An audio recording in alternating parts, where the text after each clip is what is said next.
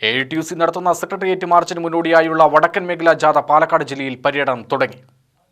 മണ്ണാർക്കാട് ടൗണിലെ സ്വീകരണത്തിന് ശേഷം Palakkad stadium bus സ്റ്റാൻഡിന് സമീപം സ്വീകരണം നൽകി.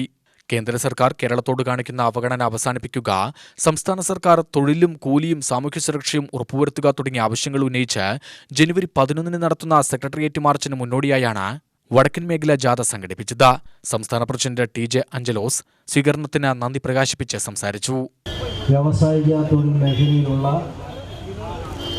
വളരെ ഗുരുതരമായ വിഷയങ്ങൾക്ക് പരിഹാരം കാണണം എന്നാവശ്യപ്പെട്ടുകൊണ്ട് അത്തരം ആവശ്യം ഉന്നയിക്കുമ്പോൾ ഒരു 34 വർഷക്കാലമായി നമ്മുടെ രാജ്യത്തും ലോകത്തും നടപ്പിലാക്കിക്കൊണ്ടിരിക്കുന്ന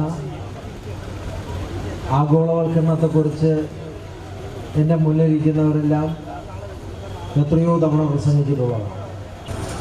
അവർ പറഞ്ഞത് രാജ്യങ്ങളുടെ അതിരുകൾ ഇല്ലാതാകുന്നു. അതിരുകൾ ഇല്ലാതാകുന്നു എന്ന് പറഞ്ഞാൽ ചുങ്കമില്ലാതാകുന്നു, ടാക്സ് ഇല്ലാതാകുന്നു എന്നുള്ളത്. ഏത് ഉൽപ്പന്നവും ഏത് രാജ്യങ്ങളിലും കൊണ്ടുവന്ന് വിൽക്കാം.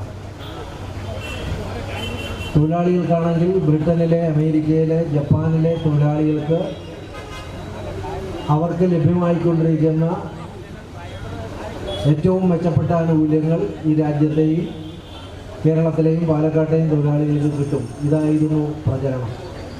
വിവിധ ഇടങ്ങളിൽ നൽകിയ സ്വീകരണത്തിൽ CPI ജില്ലാ secretary KP Suresh Raj, AITUC ജില്ലാ president P Sivadasan, secretary NG Muraleedharan Nair, K Velu, TS Das, M Haridas, KR Mohandas, Ravichandran Thrithala, Murali K Tharekkad എന്നിവർ പ്രസംഗിച്ചു.